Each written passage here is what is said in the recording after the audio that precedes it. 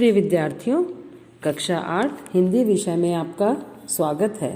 बेटा, कल हमने हमारी व्याकरण पुस्तक कोपल का पाठ 2 वर्ण विचार का भाग 3 पढ़ा था और हमने इसमें जाना था और समझा था कि स्वरों की मात्राओं के बारे में और र के विभिन्न रूप के बारे में भी हमने जाना था। जब र का उच्चारण आधा होता है तो बाद वाले अक्षर के ऊपर लगता है और र का उच्चारण जब पूरा होता है तो पहले वाले अक्षर के नीचे लगता है। और ट ठ ड में ऐसे लगाते हैं हम इसको नीचे 2 लाइन करके इसको ट ठ ड में, क्योंकि खड़ी पाई नहीं होती है और इस हमको नीचे लगाना पड़ता है ना। अब बेटा बारी आती है वर्णों के उच्चारण का स्थान। ये बहुत महत्वपूर्ण हम विषय पढ़ रहे हैं इस समय इस पाठ का।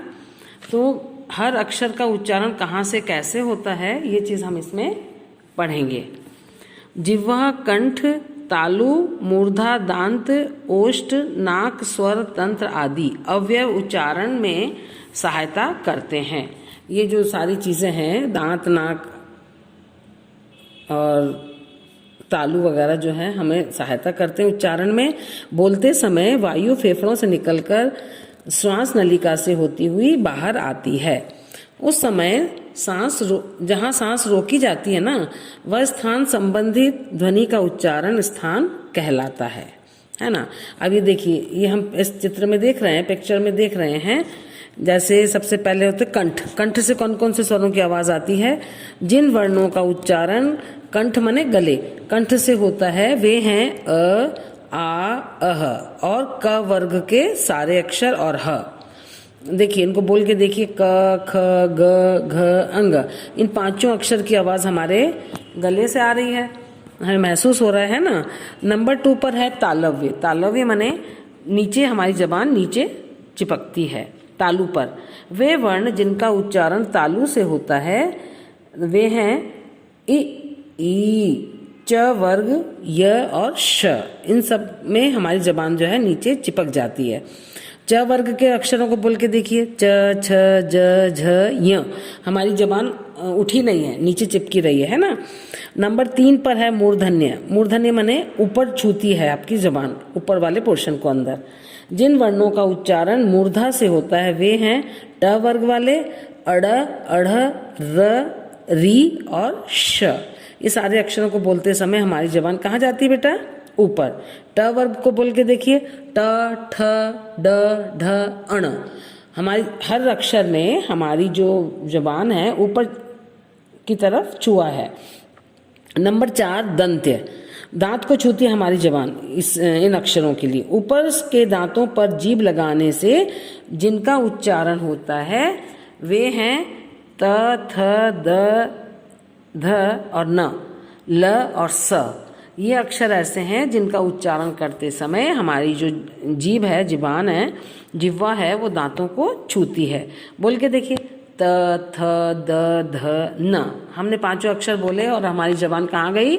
ऊपर वाले दांतों को छूने, है ना। अब आता है नंबर 5 पे ओष्ठ स्पर्श।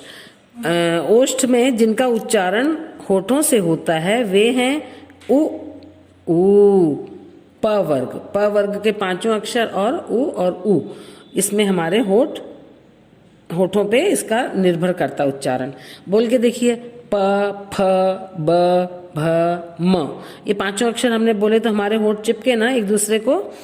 अब है नंबर 6 पर नासिक्य, मतलब नाक से आने वाली आवाज। जिनका उच्चारण नासिका तथा मुख की सहायता से होता है वे हैं अंग। अंग मैंने अनुस्वार। अंग पंचम वर्ण का आधा उच्चारण, य का आधा उच्चारण, अण का आधा उच्चारण, न का आधा उच्चारण और म का आधा उच्चारण। इन सबके जब आधे उच्चारण होते हैं तो हमारा अनुस्वार लगता है एक पहले वाले अक्षर के ऊपर बिंदु के रूप में, है ना। जैसे कंगन, अंग आधा आया, और पंचम तो न्य आधा आया, घंटा अण आधा आया, न पसंद न आधा है, कंबल म आधा है, तो बिंदु के रूप में लग जाता है, ठीक है। अब उसके बाद है नंबर 7 पे दांतोष्ठ है। जिनका उच्चारण नीचे के होठ के साथ दांतों के मिलने से होता है वह है व। देखिए, वज अक्षर जो है इसका जब हम उच्चारण करते हैं तो हमारे दांत नीचे वाले होठ को छूते हैं। कंठोष्ठ जिनका उच्चारण कंठ व होठों की सहायता से होता है वे हैं ओ और औ। इन दोनों को बोलते समय, उच्चारण करते समय हमें गले की भी सहायता लेनी पड़ती है और ओष्ठ की भी लेनी पड़ती है।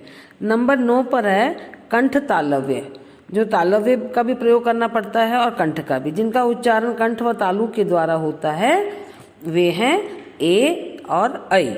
इस प्रकार प्रत्येक वर्ण का उच्चारण स्थान भिन्न है, अलग अलग है ना। तो ये आपको समझ में आ गया इनका उच्चारण कहाँ से होता है सब अक्षरों का। अब है वर्ण मात्रा संबंधी अशुद्धियाँ। अक्षरों की और मात्राओं की अशुद्धियाँ कहाँ कहाँ होती हैं ये अक्सर हमें देखने में आता है। जैसे अत्यधिक, इसमें लोग अत्याधिक लिख देते हैं या अत्याधिक बोल देते हैं। और बारात, शुद्ध शब्द है बारात और लोग अक्सर बोलते हैं बारात, है ना। और ई और ई संबंधी अशुद्धियाँ। अतिथि, अतिथि में हमेशा छोटी की मात्रा आती, त में भी, थी में भी। लोग अक्सर था में बड़ी ही लगा देते हैं। और श्रीमती का भी ऐसा ही है। श्रीमती में हमेशा त में बड़ी की मात्रा आती है, लोग छोटी की लगा देते हैं। और जैसे महिला, महिला में छोटी की मात्रा आती है ह में और लोग ह में अक्सर बड़ी की मात्रा लगा देते हैं। अब ई छोटी के संबंधित गृहिणी, गृहिणी अशुद्ध है और गृहिणी ह में छोटी की मात्रा लगी तो यह शुद्ध बना। नीचे देखिए ई की मात्रा से संबंधित होगी परीक्षा। परीक्षा में हमेशा बड़ी की मात्रा लगती है, अक्सर लोग छोटी की मात्रा लगा देते हैं। और ई की मात्रा नहीं होनी चाहिए इन शब्दों में। जैसे द्वारका, द्वारका शुद्ध शब्द है और द्वारिका लोग जो बोलते हैं वो अशुद्ध है ना। और बाहर शुद्ध शब्द है, लोग बोलते हैं बाहिर, ये भी गलत है। तो ये सारी चीज़ें हमें इसमें बताई गई हैं। ऊ और ऊ से भी संबंधित अशुद्धियाँ होती हैं। वधु, वधु में बड़े ऊ की मात्रा हमेशा आती है, शुद्ध रहती है, लेकिन लोग छोटे ऊ की मात्रा लगा देते हैं। और दोबारा में भी छोटे ऊ की मात्रा लगती है, लोग अक्सर बड़े ऊ की मात्रा लगा देते हैं। री संबंधी अशुद्धियाँ, री की मात्रा के संबंधित अशुद्धियाँ जो हैं अक्सर बोलते हैं लोग कृपा। कृपा नहीं होता, कृपा माने तो नीचे पूरा र लगा दिया हमने, उसमें री की मात्रा लगती है, वो होता है कृपा। और कृष्ण का के नीचे री की मात्रा लगती है, तब वो कृष्ण बनता है। दृश्य, द में लोग आवाज़ लगाते हैं दृश्य, लेकिन होता है दृश्य, री की मात्रा है ना। ए और ऐ संबंधी अशुद्धियाँ जो हैं जैसे किए, किए में केवल ए लगता है, लोग ऐ लगा देते हैं। और शुद्ध शब्द है नयन, लोग लिखते हैं नैन। और ओ औ की मात्रा संबंधी अशुद्धियाँ हैं अलौकिक, अलौकिक औ की मात्रा वाला सही है, अलौकिक लोग लिख देते हैं। और ई की मात्रा से संबंधी मिठाई, ई लगता है, लोग ये लिख देते हैं, है ना। और उसके बाद अनुस्वार संबंधित अंधेरा, शुद्ध है चंद्र बिंदु वाला, लेकिन लोग केवल अनुस्वार लगा देते हैं। विसर्ग, विसर्ग संबंधी जैसे शुद्ध शब्द है दुख, लेकिन बीच में लोग उसमें विसर्ग लगा देते हैं, ये भी गलतियां अक्सर होती हैं। स्वर संयोग संबंधी अशुद्धियाँ जैसे आइए, आई ए में ई और ए आता है, लेकिन लोग ये लगा देते हैं कई बार। लिए, लिए में ए लगता है और ये लगा दिया जाता है ना। तो बेटा हमने यहाँ तक की पढ़ लिया है, समझ लिया है, बाकी का अपन कल करेंगे। आज की कक्षा हमारी यहीं समाप्त होती है।